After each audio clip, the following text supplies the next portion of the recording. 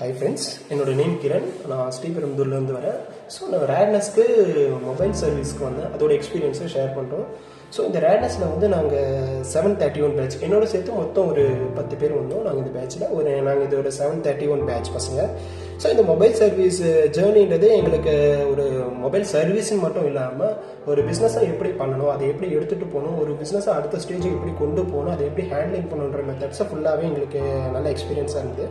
So நான் பேசிக்ஸ்லேருந்து கற்றுக்கிட்டது சொல்கிறேன். நான் பேசிக்ஸ்லேருந்து சிப் லெவல் வரைக்கும் இங்கே எனக்கு நல்லா கைட்ஸ் பண்ணாங்க.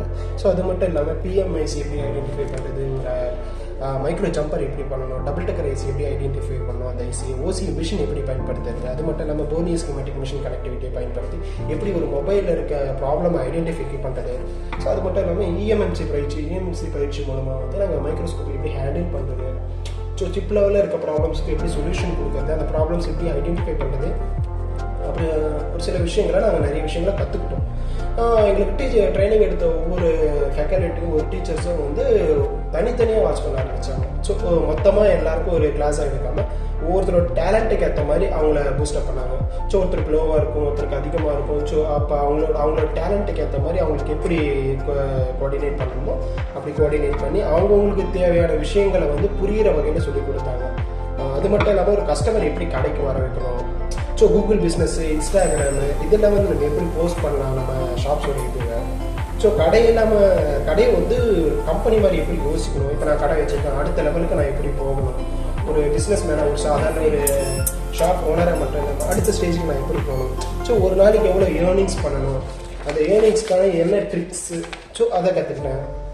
அது மட்டும் இல்லாமல் அக்கௌண்ட்ஸ் டிபார்ட்மெண்ட்டில் எங்களுக்கு சின்ன சின்ன கிளாஸஸ்லாம் நிறைய இருந்தது. எங்களுக்கு ஒரு ஷாப் வைக்கிறவங்களுக்கு ஒரு தேவையான விஷயம் இருந்தது, அதெல்லாம் கற்றுக்கிட்டோம். அது மட்டும் இல்லாமல் ஒரு பீப்புள் மேனேஜ்மெண்ட்டை எப்படி மெயின்டைன் பண்ணணும், ஒரு நல்ல ஸ்டாஃப் உள்ள எப்படி எடுக்கிறது, அவங்களுக்கு எப்படி சம்பளம் போடுறது, அவங்களோட டெய்லி கம்மிங்கை எப்படி வாட்ச் பண்ணணும், அது வரையும் சொல்லி கொடுத்தாங்க. அதுவும் இல்லாமல் நம்ம கோஆர்டினேட்டர்லேருந்து கிளாஸ்க்கு வந்து நம்ம கிளாஸ்க்கு வர டைமிங்கு, இதில் எங்களுக்கு மறக்க முடியாத எக்ஸ்பீரியன்ஸ் அப்படின்னும் போது எங்களுக்கு ஒன் டே வந்து ஒரு சின்ன பார்ட்டி மாதிரி கொடுத்தாங்க, ரேட்னஸ் சார்பாக கொடுத்தாங்க. ஸோ அந்த மெமரிஸை எங்களால் மறக்க முடியாது.